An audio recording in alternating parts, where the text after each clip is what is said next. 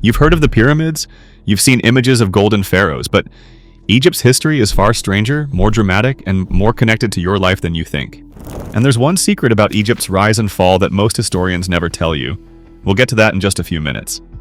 Over 5,000 years ago, along the banks of the Nile, small farming villages began to appear.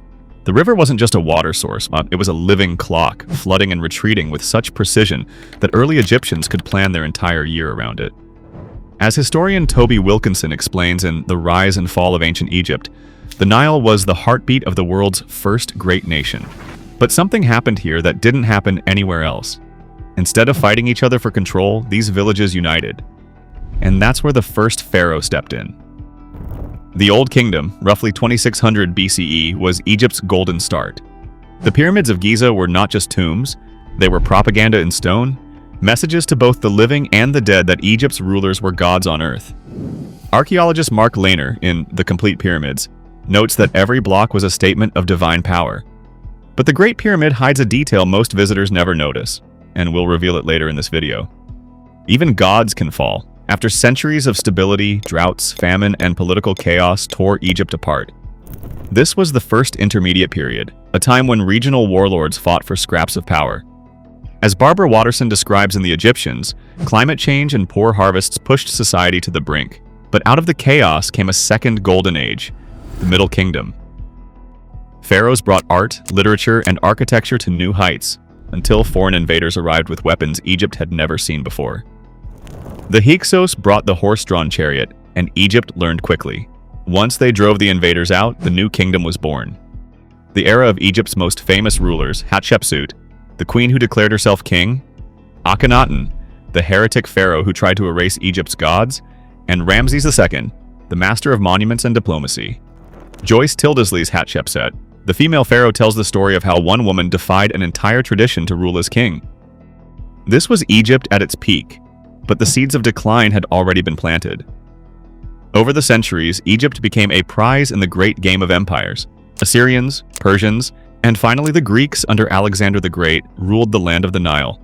But one Greek dynasty would blend Egyptian and Hellenistic worlds like never before, the Ptolemies. And at the end of their line came Egypt's most famous queen, and perhaps its last true pharaoh, Cleopatra VII. Historian Adrian Goldsworthy in Antony and Cleopatra paints her as a master of politics, not just romance. Cleopatra's death in 30 BCE marked the end of pharaonic Egypt. Rome absorbed the land, its temples fell silent, hieroglyphs vanished from memory for nearly 1400 years. As Toby Wilkinson notes, Egypt became Rome's breadbasket, but its ancient identity faded into the sands. In 1799, during Napoleon's Egyptian campaign, a soldier discovered the Rosetta Stone, a clue that would finally unlock the language of the pharaohs.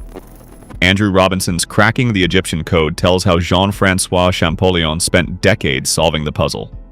The 19th and 20th centuries became an age of excavation. Pyramids explored, tombs opened, and in 1922, Howard Carter peered into Tutankhamun's tomb and saw, in his words, wonderful things. Now, there is something really weird I could not leave out of this video.